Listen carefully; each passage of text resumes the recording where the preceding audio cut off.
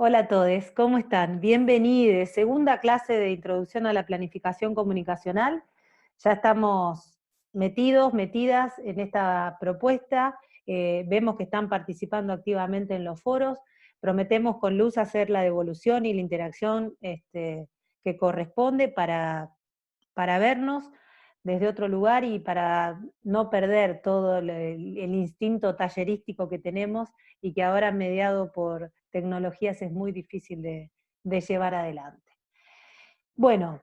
como verán, nuevamente la clase está subida, es una clase que simplemente pretende ser disparadora de algo que podemos continuar tranquilamente vía foro, no solamente en el foro de presentación, sino también en los foros específicos de cada clase que vamos a ir abriendo para que dudas, inquietudes, preguntas, opiniones simplemente sean canalizadas las veces que sean necesarias para que podamos ir construyendo juntos esta propuesta. No hay mucha más posibilidad que esta en este momento, lamentablemente, pero busquémosle la vuelta desde este lugar, reconociendo un poquito lo que pasó en el primer cuatrimestre,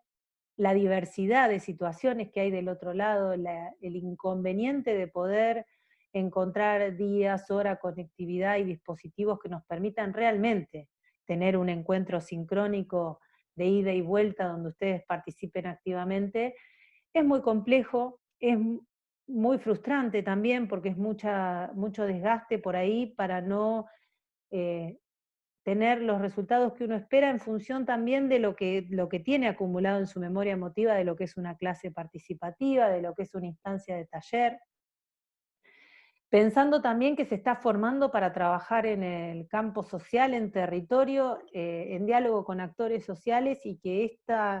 esta imposibilidad de estar en un contacto concreto, real y fáctico con el otro, con la otra, dificulta más tener aprendizajes basados en prácticas. Todas estas tensiones que están, que las reconocemos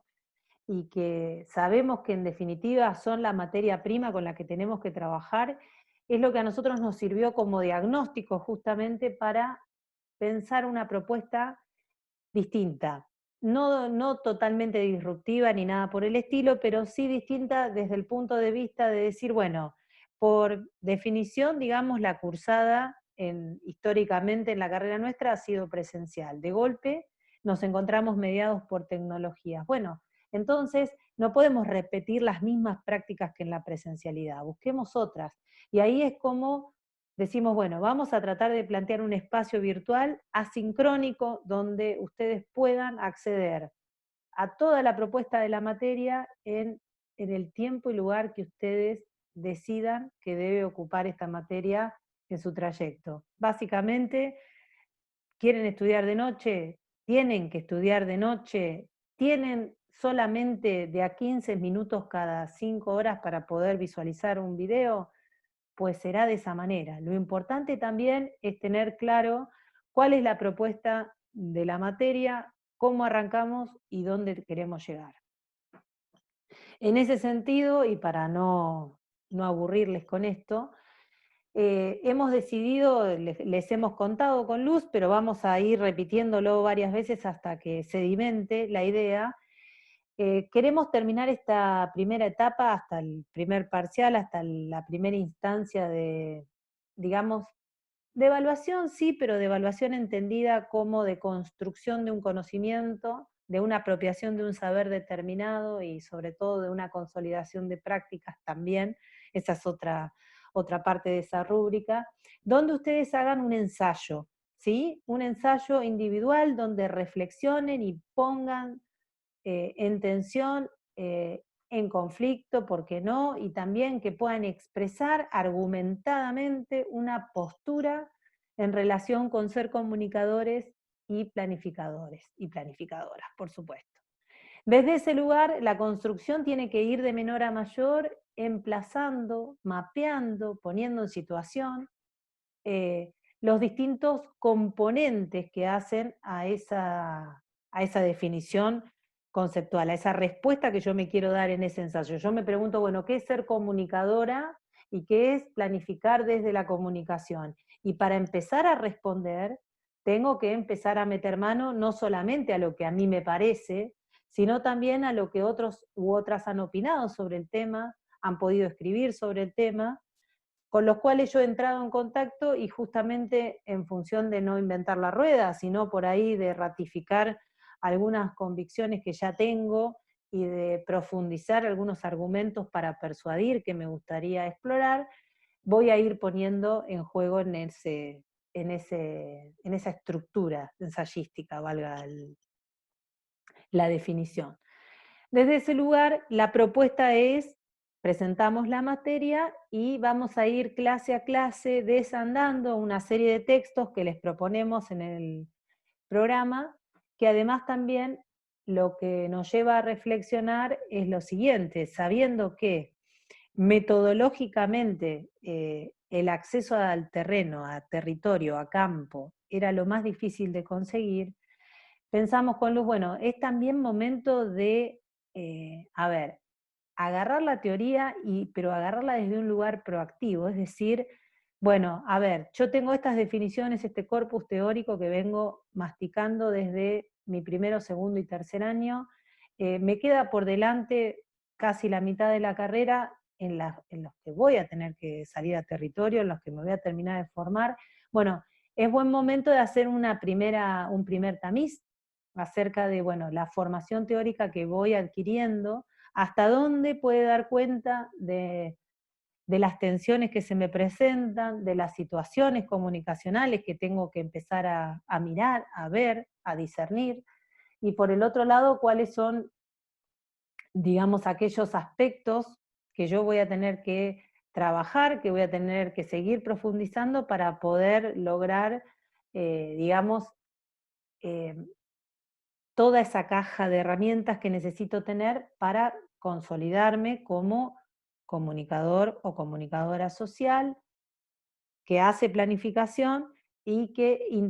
interactúa permanentemente con actores sociales que también tienen sus prácticas, su forma de planificar, sus conceptos con respecto a lo que entienden por lo comunicacional, y que todo el tiempo voy a tener que apelar a ese consenso, a esa producción de sentido nueva que implica entrar en diálogo con otro o con otra. Desde ese lugar, entonces, la propuesta es, vamos a ir recorriendo los autores desde un plano más general a uno más específico. La idea es empezar hoy con Jesús Martín Barbero. Seguramente a más de uno de ustedes o una de ustedes les llame la atención, lo conozcan, lo recuerden. No estoy del todo segura si han visto algo de Barbero en Comunicación en Teorías 1, pero digamos, en líneas generales podría ser lo más cercano a los estudios culturales desde una perspectiva latinoamericana, para emplazar, para que ustedes lo asocien con cosas ya conocidas. Jesús Martín Barbero es un referente para muchas de las generaciones de comunicadores y comunicadoras que sobre todo se formaron en las últimas, yo les diría, 3 décadas, prácticamente desde que apareció este texto consagrado que está acá, de los medios a las mediaciones en el 87, junto con García Canclini, que es argentino. Entre los dos construyeron, digamos, la matriz teórica para pensar lo alternativo o la mirada cultural en América Latina, para pensar los medios de comunicación, para analizarlos desde nuestra perspectiva y desde nuestra identidad cultural. Ya está muy grande, ya está viejito, pero sigue todavía siendo vigente a la hora de pinchar y de molestar y de zumbar en la oreja, porque realmente ha sido un visionario, digamos, piensen ustedes que mientras estaban todavía hablando de agenda setting, cuando todavía se estaba hablando de, no les digo de aguja hipodérmica, pero se estaba hablando de agenda setting o de los estudios de la recepción, ya Jesús Martín Barbero metía la cultura, la semiología, todas las claves que nosotros podemos llegar a tener internalizadas hoy para entender la producción de sentido, ya las venía sistematizando, estudiando, para comprender lo que pasaba a nivel de los consumos culturales en Latinoamérica. Por eso nos parecía interesante con Luz proponer este texto que es corto, tiene 7 paginitas, pero es como una especie de compendio de síntesis tras síntesis de, bueno, a ver, los grandes debates de la comunicación social con visión latinoamericana van emplazados por este lado. ¿Cómo podemos después ir profundizando? Así que por eso la idea acá es conversar un poquito sobre el texto e ir tirando algunos disparadores, en una especie así de revisión de guía de lectura comentada que nos proponemos compartir con ustedes. Así que vamos, tengan paciencia.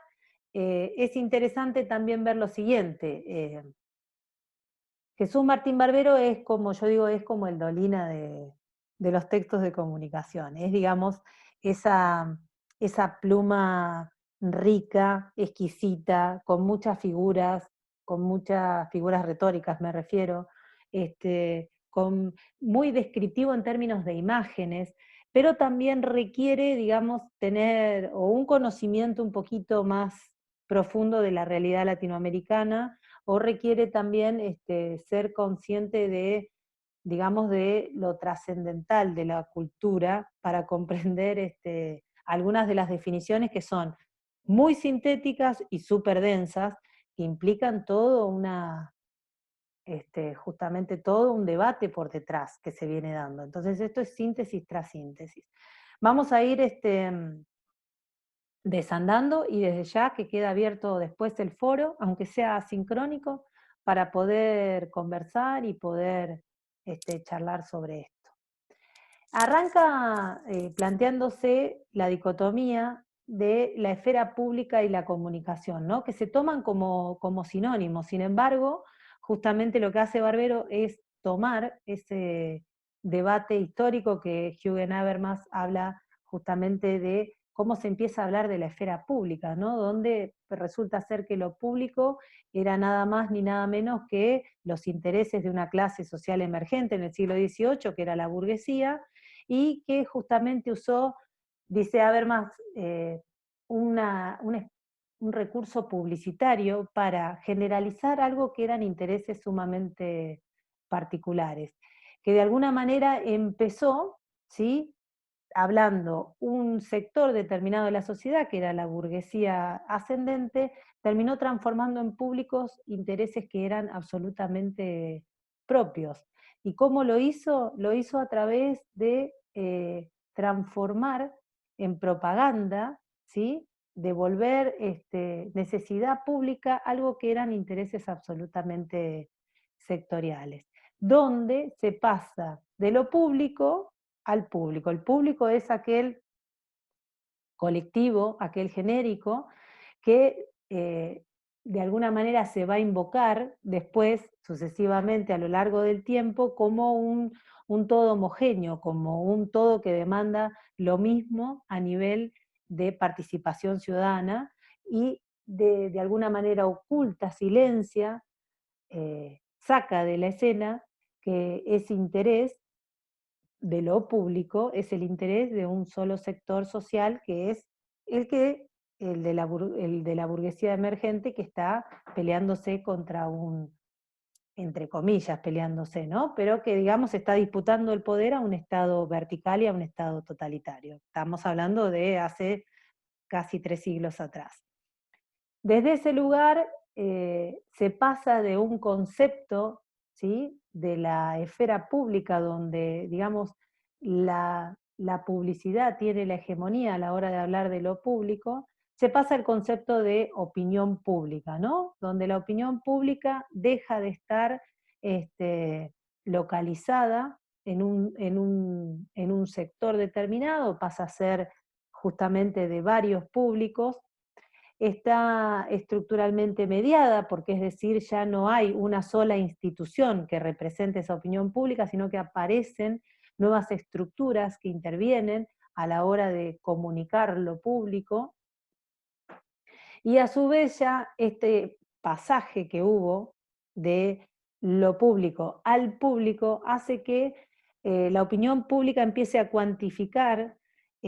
deseos, opiniones, expectativas y sobre todo participación política. De esta época viene ya, estamos pensando en pleno siglo XX, todo lo que tiene que ver con los sondeos de opinión, las intenciones de votos, digamos, la clasificación, podríamos decir, de la participación ciudadana a través de herramientas que tratan de comprender cómo funciona la opinión pública. Entonces vamos a arrancar desde ahí para pensar cómo esos dos aspectos, ¿no? La opinión pública como publicidad,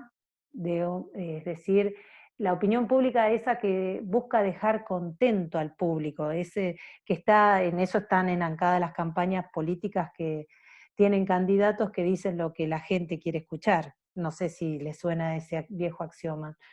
Lo que hacen es, de alguna manera, transformar, como bien lo dice el apartado, transformar la sociabilidad de los sujetos, es decir, esa opinión pública que solamente tabula públicos y que no piensa en ciudadanos, que no está pensando en participación, que no está pensando en empoderamiento y que no le interesa discriminar las diferencias o las desigualdades que existen, lo que provoca es un desanclaje de los sujetos, es decir, de los ciudadanos, de lo público. ¿Sí? Entonces, ¿cómo lo hace? Básicamente con las dos variables que tenemos ahí que estamos mostrando. Por un lado, desterritorializa, es decir, que al hacerse cada vez más dominante, más masiva y más mediada, ¿sí? Estructuralmente más mediadas, es decir, entre la cosa pública, la política pública y el ciudadano de a pie, existen cada vez más intermediaciones. Eso desterritorializa, porque evidentemente, supónganse en el caso de Argentina, la opinión pública con respecto al COVID desterritorializó un montón de, digamos, de lecturas posibles, porque de alguna manera unifica y también unifica y podríamos decir torna común un problema que tiene una territorialización determinada, que tiene un anclaje particular con sujetos en territorio, con actores sociales en territorios, con sus identidades y sus formas de llevar adelante la vida social en territorio. Entonces, una de las primeras cosas que hace esta comunicación como la estamos pensando es desterritorializar. Y por el otro lado, la imperiosa necesidad de dar cuenta de una realidad que está cada vez más permeada y más influida por el capitalismo transnacional de mercado, que necesita todo el tiempo tener bienes en circulación, por algo la definición de Habermas de publicidad, esos intereses desmedidos del capital que necesita poner bienes todo el tiempo en circulación, plantea la necesidad de vivir un presente continuo que es el presente de la distribución de los productos, ¿sí? Que no reconoce, o sea, lo que ya fue no existe porque no tengo posibilidad de obtener un rédito ni un beneficio de eso, y por el otro lado el futuro tampoco es, ¿sí? Entonces, hasta que no lleguemos a ese futuro vivimos en un tiempo continuo presente, y de ahí viene justamente el desanclaje del tiempo, ¿no? Este presente sin fondo, dice Barbero, que nos hace vivir en un eterno, ¿sí? Verbo gerundio de estar en un transitando, en un circulando, en un trading, justamente, ¿sí? Es decir, en ese contexto, con una opinión pública, ¿no? Que se basa en un desanclaje de lugar y tiempo, con sujetos sociales y ciudadanos que están cada vez más mediados estructuralmente, ¿qué se puede hacer? Piensen ustedes 2 minutitos en lo que está pasando hoy si ustedes prenden la televisión en un prime time y escuchan hablar de pospandemia. ¿Qué es lo que hay? Hay proyecciones, sí, montones, pero lo que no hay son proyectos. Entonces, entre la proyección y el proyecto hay un diálogo de actores ausente, ¿sí? Porque proyecciones puede hacer uno solo parado en el medio de la plaza diciendo, y yo creo que puede ir por allá, mientras que un proyecto tiene justamente, tiene actores sociales, tiene decisiones, tiene un escenario, tiene un diagnóstico, tiene un mediano, tiene un largo plazo, tiene sobre todo, y acá está uno de los desanclajes más importantes, tiene una visión de futuro. Entonces, desde ese lugar tenemos que empezar a pensar que vamos a estar permanentemente lidiando con esta idea de, bueno, tenemos que armar un proyecto colectivo, tenemos que armar un proyecto que nos incluya, que pueda tender un puente para salir de la coyuntura esta que la que estamos, pero que las personas con las que tenemos que dialogar, con las que nos tenemos que poner de acuerdo, con las que tenemos que empezar a pensar otro orden de las cosas en los distintos niveles en los que intervenimos, vienen desde esta matriz, ¿sí? Y ahí es lo interesante en incorporar este pensamiento matricial dentro de lo que es el diagnóstico comunicacional. Porque si nosotros entendemos que toda digamos, la publicidad en términos conceptuales que hoy caracteriza la opinión pública, ¿sí? Es decir, donde se habla de lo público, donde se decide la cosa pública, donde de alguna manera se arman los grandes debates sociales de los rumbos que se deben tomar, responde a una matriz técnico-informacional, donde en esa matriz están todos los, podríamos decir, ingenieros sociales, digamos, todos aquellos que están abocados a pensar lo social y a intervenir o manipular lo social, están pensando permanentemente en llevar adelante acciones, en poner en marcha políticas públicas y privadas también, donde el fin sea que la gente se conecte. Ya con conectarse es como pasar de vuelta a dejar de discutir los fines para discutir los medios. Que la gente se conecte, sí, pero no para profundizar, no para debatir, no para armar un proyecto, sino para proyectar. Bueno, nos juntamos y vamos a hacer lo que dure mientras dure tal cosa, ¿no es cierto? Porque el objetivo justamente de esta matriz técnico-informacional es conectar a los sujetos sociales, conectar, y fíjense que no uso en vano la palabra sujetos en vez de ciudadanos, porque ciudadanos implica justamente tener un proyecto común. Es decir, conectar a los sujetos, conectar a los individuos, y si no los podemos hacer conectar, que circulen, que circulen, que circulen hacia otro punto de conexión que en algún momento como público van a dar con aquel satisfactor de necesidad, que es una necesidad, por supuesto, creada por esa misma opinión pública, publicitaria, que te saca de tu aquí y ahora, que es tu territorio y tu tiempo. Desde ese lugar, las organizaciones como tales, obviamente, están totalmente descentradas, analizando, viendo, repensándose.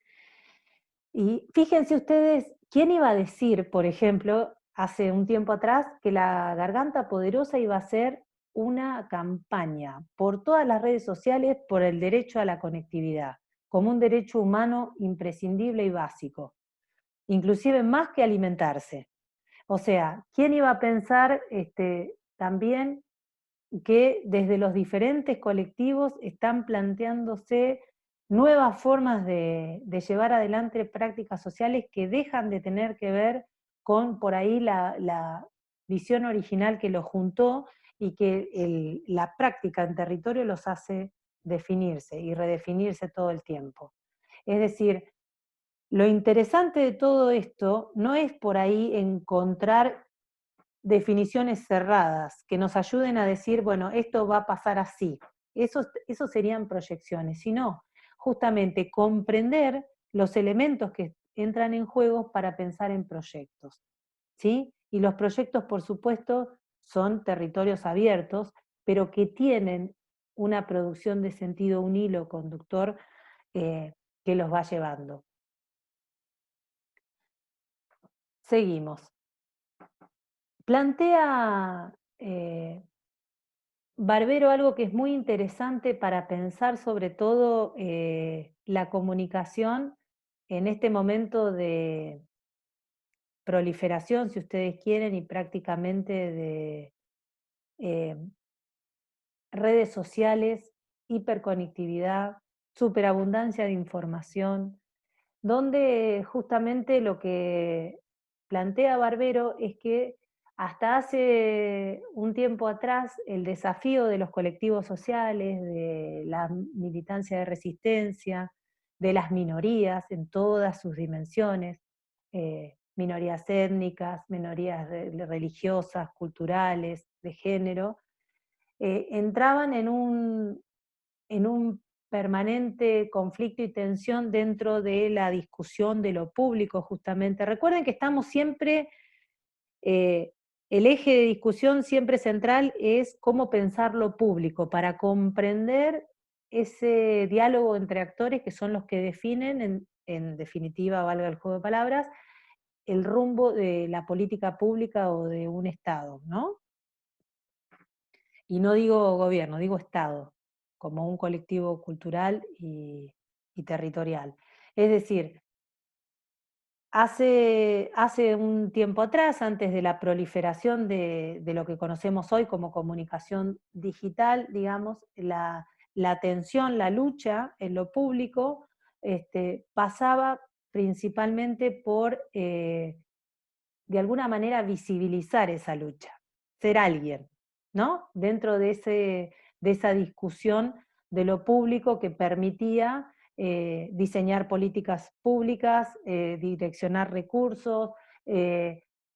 si ustedes quieren, disminuir la represión, la persecución o la discriminación hacia ciertos colectivos, avanzar en la legislación en base a derechos de las distintas de los distintos colectivos que planteaban estas discusiones,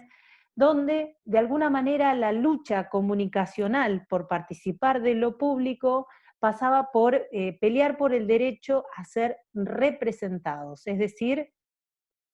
que aparezcan, que se visibilicen. Y es más, si ustedes tienen militancia en distintas organizaciones, van a darse cuenta que nosotros, que todavía estamos por ahí con una movilización de base todavía más lenta y con otras problemáticas más, digamos, de menor profundidad que otros colectivos que ya vienen hace años, consolidados y creciendo en su empoderamiento y en su participación social, uno de los principales reclamos siempre, ¿cuál es? Que nos vean, que sepan que estamos, que existimos, que somos esto que somos, básicamente. Bueno, desde ese lugar, plantea Barbero, hay reconfiguraciones de esa visibilidad,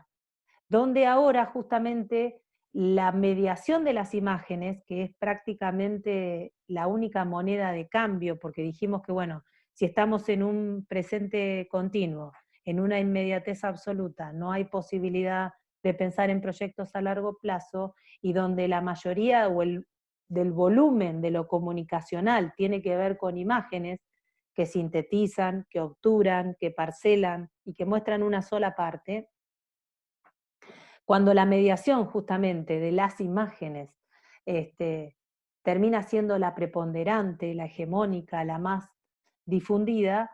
empieza a haber una tensión en el discurso sobre la representación, ¿no? Donde ya la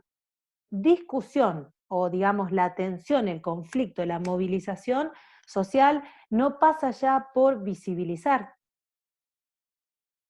sino que pasa por, y acá viene, es muy interesante, la construcción visual de lo social, es cómo esas imágenes, ¿sí?, que nos representan como colectivo, logran de alguna manera plasmar la diversidad dentro de lo colectivo.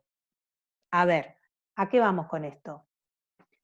Una cosa es lograr visibilidad como colectivo de mujeres, ¿sí? Y otra cosa es pensar en cómo la diversidad de ese colectivo que es mujeres aparece representado. Y ahí está este otro término que menciona Barbero, que son las veedurías, digamos, como especie de curaduría de materiales, donde ya no alcanza con la discusión acerca de la visibilidad, sino que queremos, además de la visibilidad,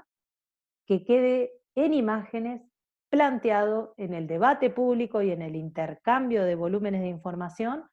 esa heterogeneidad, diversidad, y fíjense que no uso la palabra pluralidad porque no está planteada en este caso, pero sobre todo la diversidad. Y fíjense cómo, y reflexionemos juntos en ese sentido, cómo hacia adentro de los colectivos también, el cómo aparecen representadas las minorías, esa diversidad que hay aún dentro de las minorías, es motivo también de debate interno hacia dentro del colectivo que está militando o que está peleando por algún derecho. ¿Se entiende? Entonces,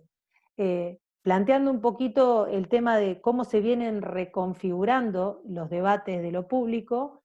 gran parte tiene que ver entonces con repensar,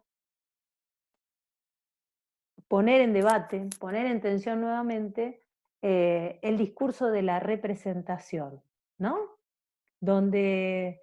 ya no, digamos, ya no buscamos solamente la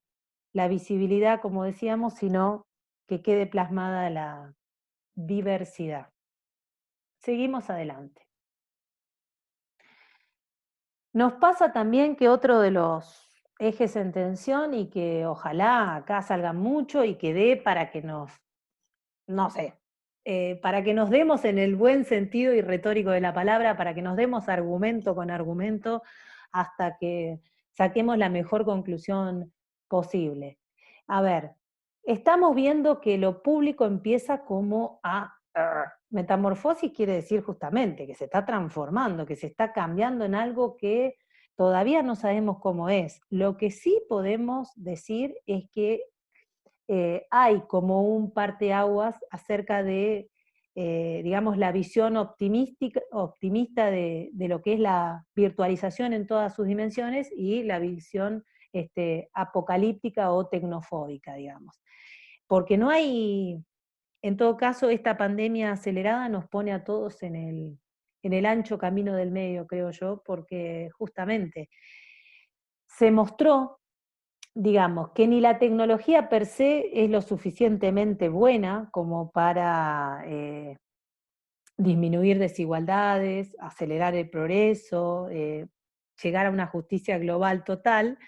ni tampoco es cierto que la falta de tecnología o el negar las tecnologías nos permita una ciudadanía más empoderada, más libre y más equitativa. Entonces, pareciera un juego de suma cero, ¿no? Lo real es que, por supuesto, lo real, miren, yo también caigo en la trampa de mis palabras. Eh, Más allá de la expresión metafórica, lo que está sucediendo es eso, una metamorfosis de lo público permeado absolutamente por todos los medios digitales en todas sus variantes, ¿no? Como medios digitales de comunicación masivos transnacionales, industrias culturales que explotaron desde la televisión on demand y cuádruple play, hasta redes sociales pulpo cada vez más grandes donde uno ya no sabe dónde empieza una red y dónde termina, o dónde empieza una aplicación y dónde termina. Entonces, lo que es real es que hay defensores y detractores de los dos lados, pero en líneas generales, y además puede ser por realmente la consolidación de lo digital en términos de, podríamos decir, de aceleración de procesos educativos y de solución de problemas, sobre todo masivos, la posibilidad de interconectar una pregunta sin responder con una respuesta que no tiene ningún otro intermediario más que la conectividad, ha llevado a que a nivel global, digamos, ustedes lo ven lo más sencillo de comprender para poder ver la dimensión de este punto que nos está planteando Barbero, es ver cómo desde la declaración del primer caso de COVID en la comunidad de Wuhan de China en febrero, a la pandemia, la vacuna, el tratamiento, las cuarentenas y todo lo que sigue hoy, estamos a 8 meses, 7 meses, y digamos, el 99,9% de todas las interacciones humanas han venido a través de la red. Con lo cual, estas metáforas de aldea global, mundo virtual, ser digital, ciudadanía digital, diría yo, que vienen de la mano de los defensores a ultranza de la tecnología como fin en sí mismo y no como medio para, que es la definición tradicional de la tecnología, esconden detrás de eso, dice Barbero muy atinadamente, y ese es uno de los puntos de debate que podemos discutir hasta que nos cansemos. Esconden detrás la falacia de que justamente, como estamos conectados punto a punto, ¿sí? Ciudadano con ciudadana, y ciudadano con dirigente, podríamos decir, la democracia es directa. Por lo tanto, si ya prácticamente podemos hacer una asamblea global y dar un like todos juntos a, supónganse, declarar Internet gratis para todo el mundo, porque bueno, toda la comunidad global vota en un mismo sentido, cada vez va perdiendo más profundidad y más sustento y más raigambre, obviamente, todas las instituciones que tienen que ver con la delegación no de poder, ¿sí? Con la delegación de pensar lo colectivo desde una manera conjunta, y institucionalizar ese accionar y pensar colectivo. Entonces,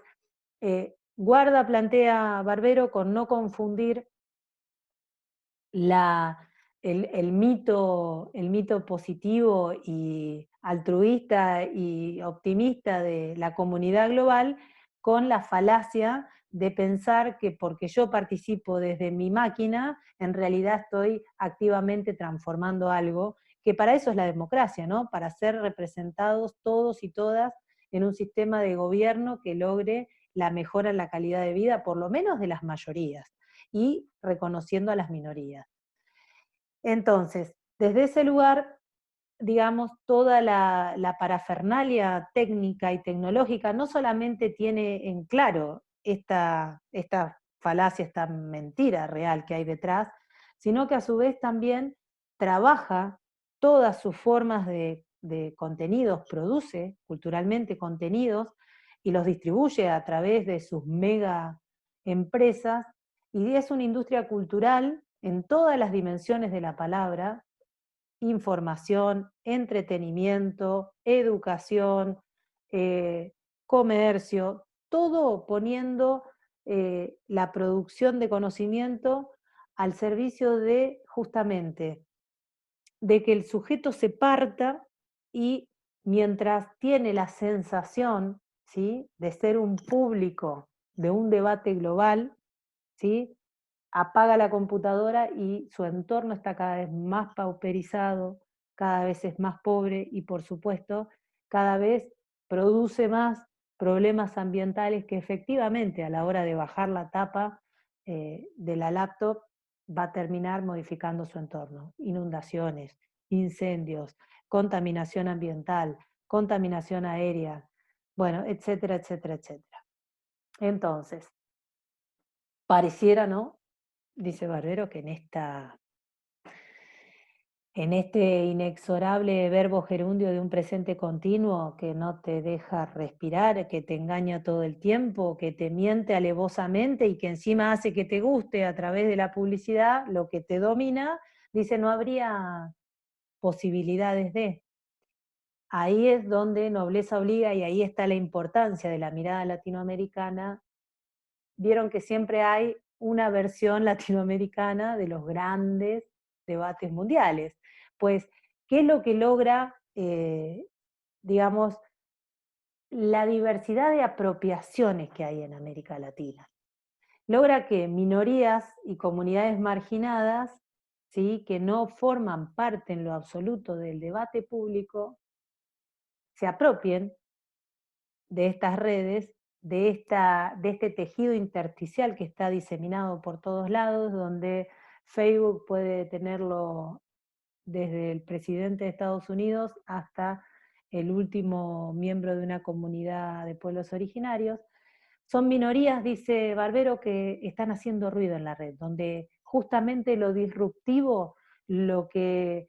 metamorfosea, lo que mueve el piso, es justamente irle al centro del nudo de que la participación en redes no es democracia directa.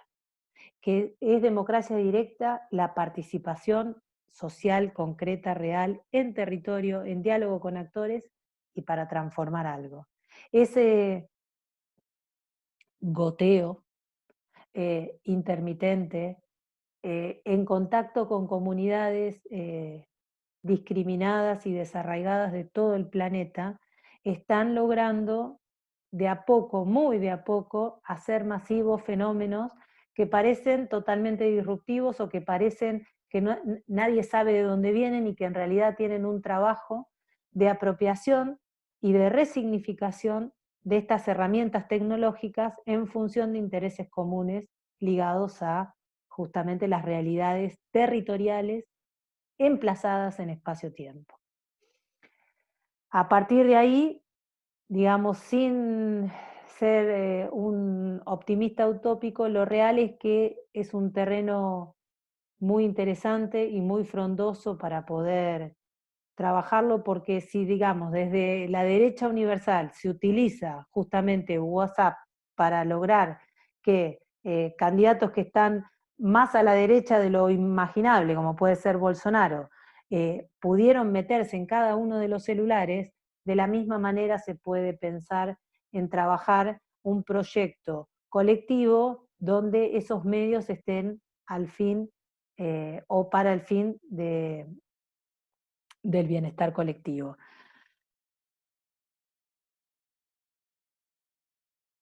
Bien, vamos llegando ya casi al final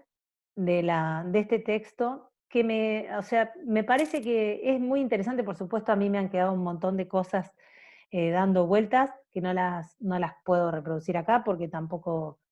eh, tampoco es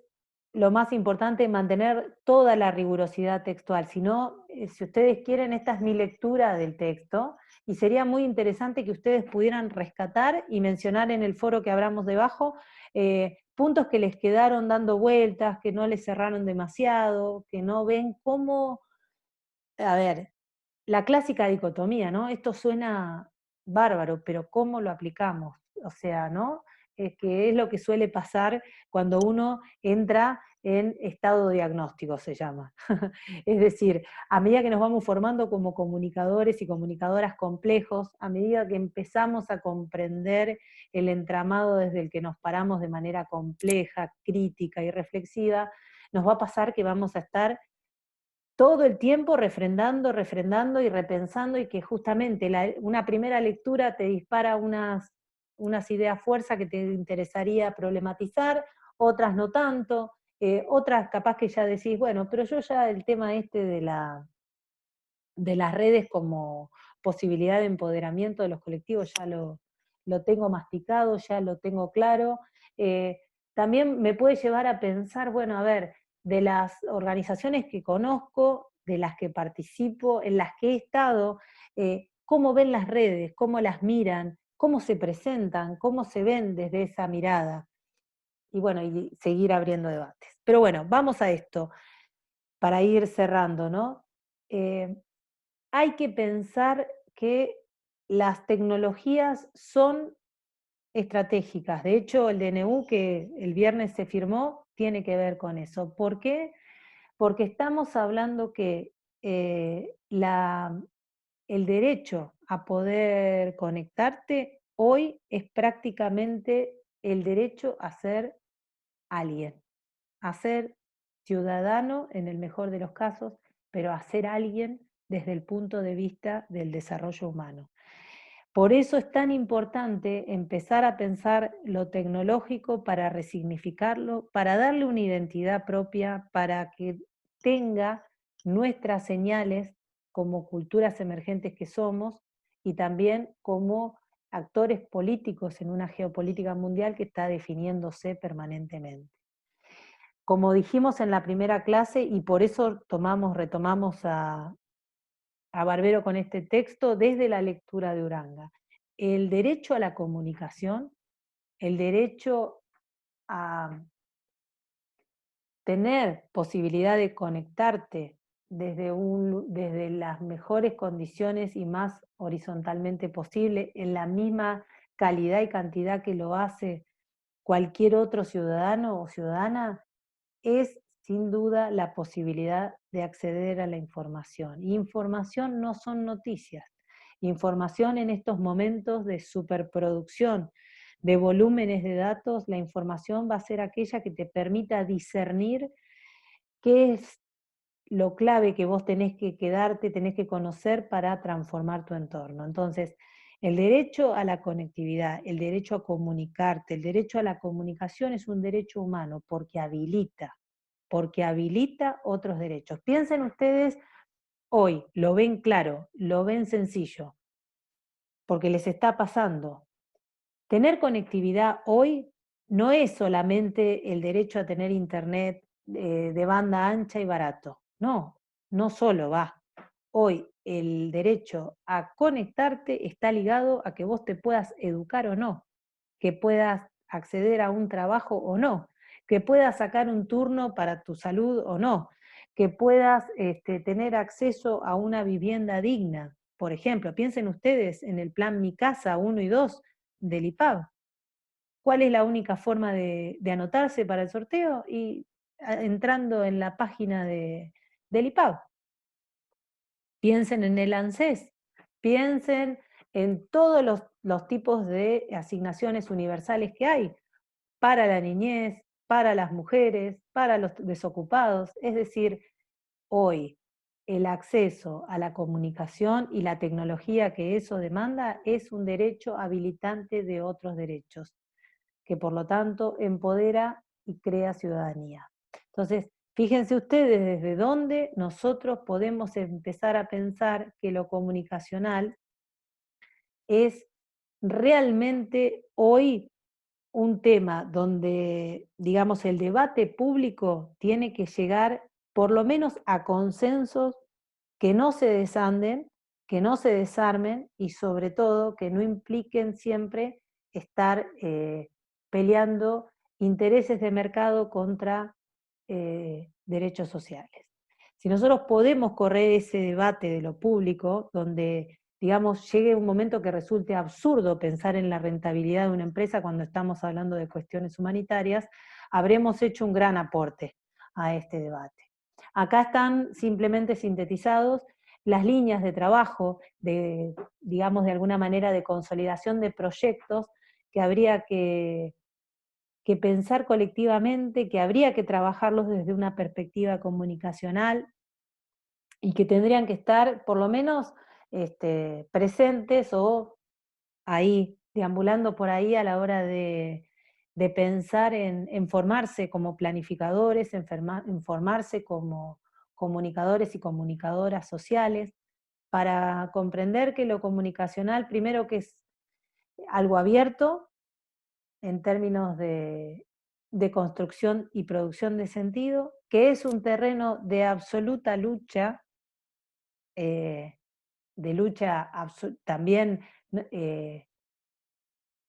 ¿cómo les podría decir?, encarnizada, donde no nos podemos dar el lujo de pensar que es la exclusión absoluta, sino, bueno, a ver, cómo ese diálogo no es expoliativo en todo caso, y que además también nos permite empezar a pensar lo comunicacional como un escenario donde somos protagonistas, no solo espectadores y analistas, sino protagonistas. Así que, bueno, este fue